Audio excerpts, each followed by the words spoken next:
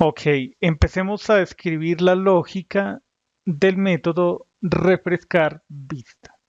Concentrémonos en esta función. Lo primero que haremos es contar la cantidad de elementos que hay en el historial del portapapeles. Bien, entonces necesitamos saber ese número para visualizarlo, para mostrarlo en este campo. Este campo tendrá luego el placeholder que indica un texto como el siguiente.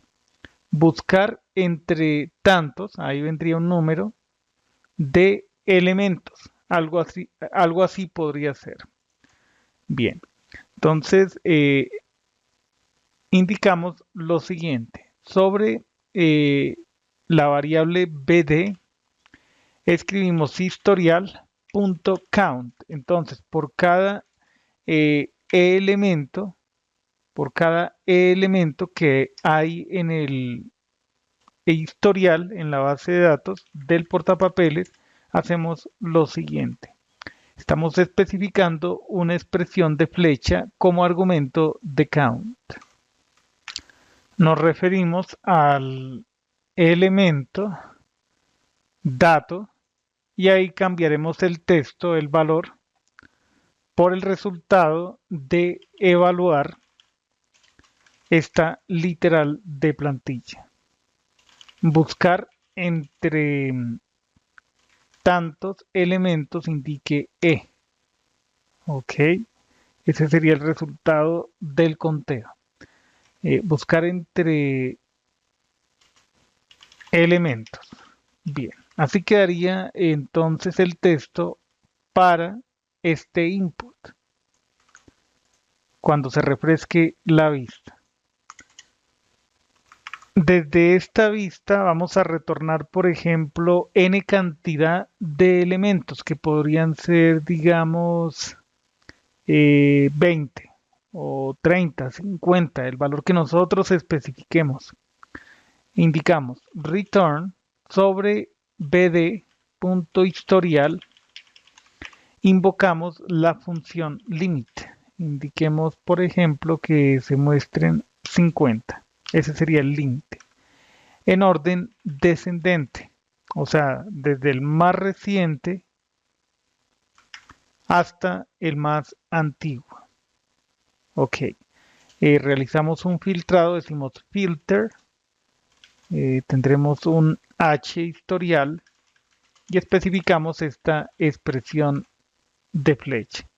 Si no hay nada que buscar en el campo dato, aquí decimos not, el operador de negación lógica, dato.value, realizamos esta otra tarea.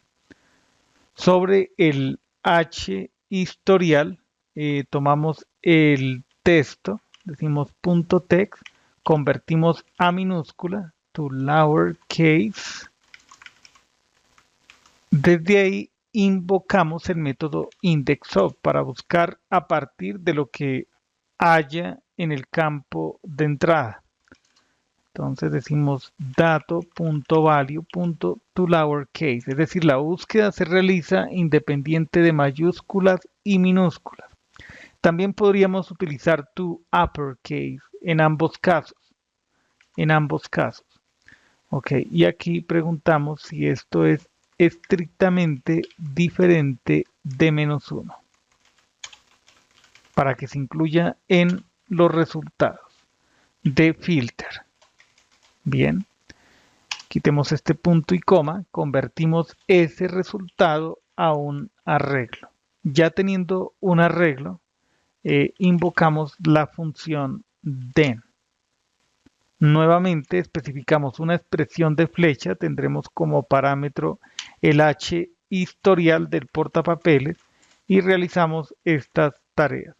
Recordemos algo fundamental respecto a las expresiones de flecha. Cuando se quieren varias instrucciones en el cuerpo, es necesario abrir y cerrar llaves. Bien, entonces cuando empiece ese recorrido, Vamos a eliminar todo el contenido de la tabla, de esta tabla. Bien, entonces aquí decimos, no recuerdo el nombre de la tabla, tabla portapapeles, un nombre bastante explícito, tabla portapapeles.inner HTML.